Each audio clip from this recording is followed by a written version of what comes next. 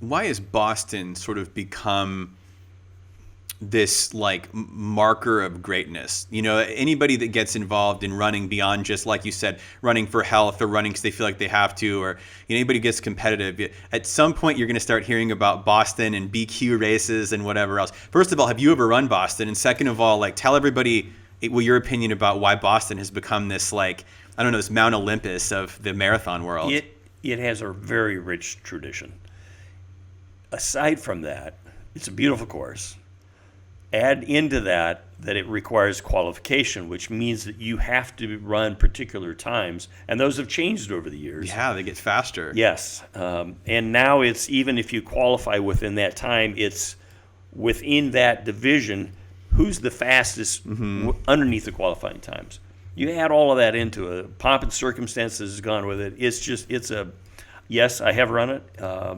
When I ran it, I was 3 weeks post 3-disc rupture, and I was happy just to be able to get off the plane when I landed and run it.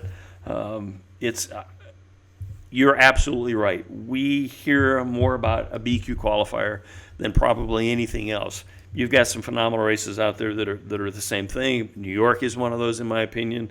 I can take you throughout different parts of the country or the world. There's 7 major marathons. That local, you can go to Rome. I don't even know where to begin because there's so many of them. But Boston seems to draw that elite athlete all the way to the amateur that says, someday I'm going to do Boston. Yeah. There's countless runners that are local runners that target races, say, hey, I'm going to go do Lincoln because I have my best chance to do Boston. We created a race here locally a couple of years ago, and I'm getting way ahead of myself, but the first criteria everybody says, is it a BQ qualifier? Are we going to be able to run Boston from that? And a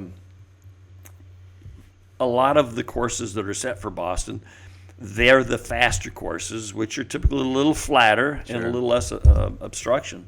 And initially, I kind of laughed. I said, "You're running the hills through eastern Iowa. You think you're going to qualify for Boston?" After year 2, yeah, I do think people will qualify for Boston. We'll get there. Yeah, there's so many cool stories, and I'm having to dig back in my memory of, like, there's a race done on the Great Wall of China.